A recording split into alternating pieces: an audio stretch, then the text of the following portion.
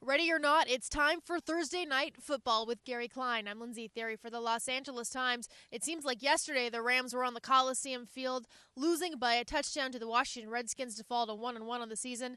But already, after just about a practice and a half, it's time for them to head up to Santa Clara to take on the 49ers. Gary, Connor Barwin says he's kind of happy that this game is being played this early in the schedule. It means everyone's bodies are relatively healthy and that they almost have 2 byes this season with 2 weekends off. Better that it occurs now than in week 12 or 13. That's kind of the company line that we've been hearing since the end of last week's game.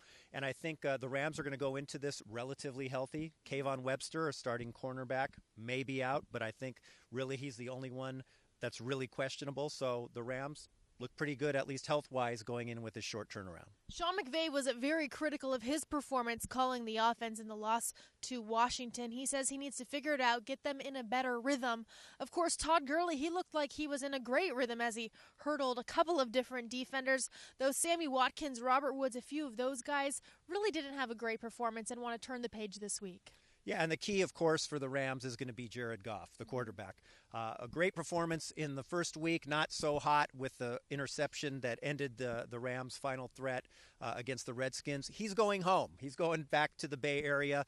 Last season in the opener, he was on the sideline. He was inactive. So you know he's looking forward to showing how much he's progressed. And the offense, as you mentioned, Sean McVay needs to get Watkins involved. The offensive line needs to get this rushing game going as well. Wade Phillips entered his weekly news conference before reporters could even ask a question. He goes, I know, the run defense. How do they shore it up? Well, Aaron Donald, he only practiced 3 times before last week's game, at about a practice and a half in there, and who knows how much better Donald's going to be this week. But one thing's for sure, the Rams need to find a way to stop the run, although the San Francisco offense isn't necessarily something to write home about. It's not something to write home about because Brian Hoyer is the quarterback, but they do have a strong running game. Carlos Hyde is an effective back, running the ball, also catching it out of the backfield. So those inside linebackers, Alec Ogletree and Mark Barron, I'm sure are going to be very active again this week. Donald should be better. And, I mean, he made a play last week that Phillips even referred to. You wrote about it. He got into the backfield. He almost intercepted a pitch and turned it into a pick six.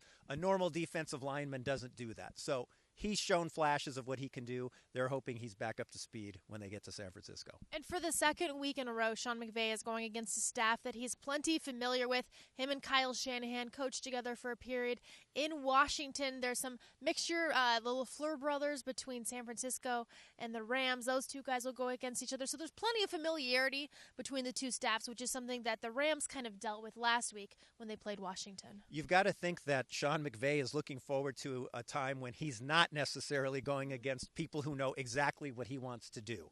But that's the challenge. First-year coach, we can't say it enough this season, right? The youngest coach in modern NFL history.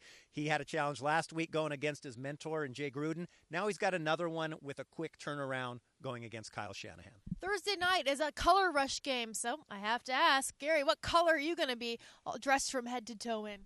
It won't be the mustard yellow. It will not be. But I imagine you may be going all red. Absolutely not. Definitely not. All right, it's almost time for us to catch a flight because this week goes by that quickly. Keep it on the Los Angeles Times. Gary and I will be at Levi's Stadium to bring you all the updates as the Rams try to turn the season back around and go 2-1.